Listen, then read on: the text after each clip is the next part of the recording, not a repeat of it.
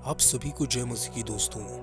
आज हम एक बहुत ही खास पक्षी के ऊपर अध्ययन करने वाले हैं जिसके विषय में बाइबल में जिक्र किया गया है। इसको हमारे इंडिया में बाज के नाम से जाना जाता है, जिसे बाइबल में उकाब पक्षी कहा गया है। इस पक्षी की बहुत सारी प्रजातियां पाई जाती है और बाइबल में जिस बाज यानी कि उकाब का वर्णन किया गया है, यह पलिस्ती में पाए जाने वाला है, जो कि बहुत ही बड़े बड़े होते हैं।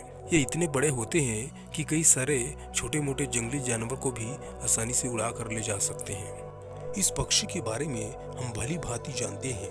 यह पक्षी सामर्थी और पराक्रमी और शौर्य से भरा हुआ होता है और इसलिए इसे पक्षियों का राजा भी कहा जाता है। अपनी तेज नज़र, अपनी नुकीली चोंच और अपनी ऊंची उड़ान की वजह से यह पक्षी बहुत ही प्रसिद्ध है। यह पक्षी सामर्थ्य और स्वतंत्रता का प्रतीक है। यह पक्षी बहुत सारे देश का राष्ट्रीय चिन्ह भी है। इसके अंदर इतनी सारी खासियत है कि यदि हम इसके फैक्ट के बारे में बात करेंगे तो बहुत बड़ी वीडियो बन जाएगी और इसी खासियत की वजह से बाइबल में भी इसका वर्णन किया गया है। परंतु आज हम इस पक्षी के कुछ ऐसे रहस्यमयी जीवन के बारे में हम चर्चा करेंगे जिससे बहुत सारे लोग अनजान हैं। एक तरीके से हम कह सकते हैं कि यह उसका रहस्यमयी जीवन है जिसे बहुत सारे लोग नहीं जानते हैं। यह पक्षी इतनी सामर्थ्य क्यों होती है और यह पक्षी इतना महान क्यों है, इस बात को जानने से पहले हमें उसके सीक्रेट लाइफ के बारे में जानना होगा, क्योंकि हर किसी के सफलता का कुछ न कुछ राज होता है। उसी तरीके से इस पक्षी का भी बहुत बड़ा मिस्ट्री है। यशायाह उसके 40 अध्याय और 31 आयत में लिखा हुआ है कि जो यहोवा की बाढ़ होते हैं वे उकाब की नई नए बल प्राप्त करते जाएंगे। उकाब पक्षी बहुत ही बलशाली होता है, परंतु उसके बल और नए बल का राज क्या है, इस बात को आज हम देखेंगे। अक्सर क्या होता है कि हमें लोगों की सफलता तो नजर आती है, परंतु उसके पीछे उनका संघर्ष हमें नजर नहीं आता और यह बात भी इस पक्षी के विषय में लागू होती है। इस पक्षी का संपूर्ण जीवन काल पूरी तरीके से संघर्ष से भरा होता है और यही संघर्ष उसके सामर्थ्य जीवन का राज है। जी हाँ, वैसे तो इसकी आयु मनुष्य के समान 70 वर्ष से लेकर के 100 वर्ष तक होता है, परंतु बाज के 2 जीवन चक्र होते हैं जिसे उसे पूरा करना होता है और यह आसान नहीं होता। जब उकाब पक्षी की आधी आयु हो जाती है अर्थात 30 से 40 वर्ष, तब वह बूढ़ा हो जाता है और पहले के समान वह उड़ नहीं पाता। अब इसके बाद उसके सामने 2 ऑप्शन होते हैं, या तो वह वैसे ही बूढ़ा होकर के मर जाए या फिर वह नए जीवन को प्राप्त करे। और नए जीवन प्राप्ति के लिए वह किसी ऊंची जगहों पर चट्टानों में या अपने घोंसले में चली जाती है और 4 से 6 महीने की एक लंबी तपस्या में वो बैठ जाता है।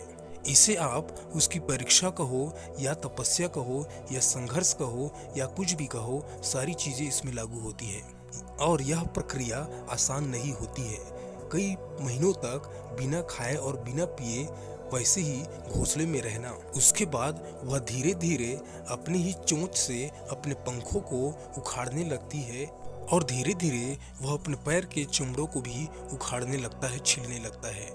इसी तरीके से वह पूरे पंख को निकालता है और चमड़ियों को निकालता है और अंत में अपनी चोंच को चट्टान पर पटक कर उसे भी छीलने लगता है। इन चीजों को करने से बाज को बहुत ही पीड़ा होती है, परंतु यदि उसको एक नया जीवन चाहिए तो उसे इस प्रक्रिया से होकर के गुजरना ही पड़ेगा। 4 से 6 महीने की बड़ी तपस्या या कठिन तपस्या के बाद उसके फिर से नए पंख आ जाते हैं और नए मांस और कोशिकाएं उसकी बॉडी में आ जाती है, जिसके परिणाम स्वरूप वह फिर से नया हो जाता है और ऊंची उड़ान भरने लगता है। एक नई ताजगी, एक नई ताकत, एक नया बल, ऊर्जा उसके पास आ जाता है, एक नया जीवन उसको प्राप्त होता है। इसीलिए बाइबल में उकाब की नए नए बल लिखा हुआ है।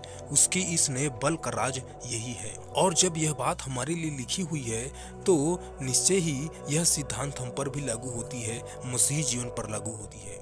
इसी रीति से एक मसीही व्यक्ति को यदि सामर्थी बनना है, ऊंचा उठना है, ऊपर उठना है, तो उसे उसी तरीके से दुख, तकलीफ और संघर्ष करने होंगे। उसको त्याग और बलिदान से होकर के गुजरना होगा। तत्पश्चात परिणाम स्वरूप उसको ऐसा जीवन प्राप्त होगा। परमेश्वर का वचन और सिद्धांत हमें यही सिखाती है और यह आपके ऊपर है कि इस प्रक्रिया को आप अपनाना चाहते हैं, अन्यथा नहीं। मेरे प्रियो, हम इस उकाब के जीवन से इस बात को भली भांति सीख सकते हैं और जान सकते हैं, और इसी रीति से हमारे सामने भी दो विकल्प है, या तो हमें करना है या फिर मरना है। अतः चुनाव हमारा है और फैसला भी हमारा है। यीशु मसीह ने कहा कि कठिन है वह रास्ता जो जीवन को पहुंचाता है। अक्सर इस बात को याद रखिए कि जो रास्ते कठिन होते हैं वही सही होते हैं और आसान रास्ते विनाश और हानि से भरे होते हैं।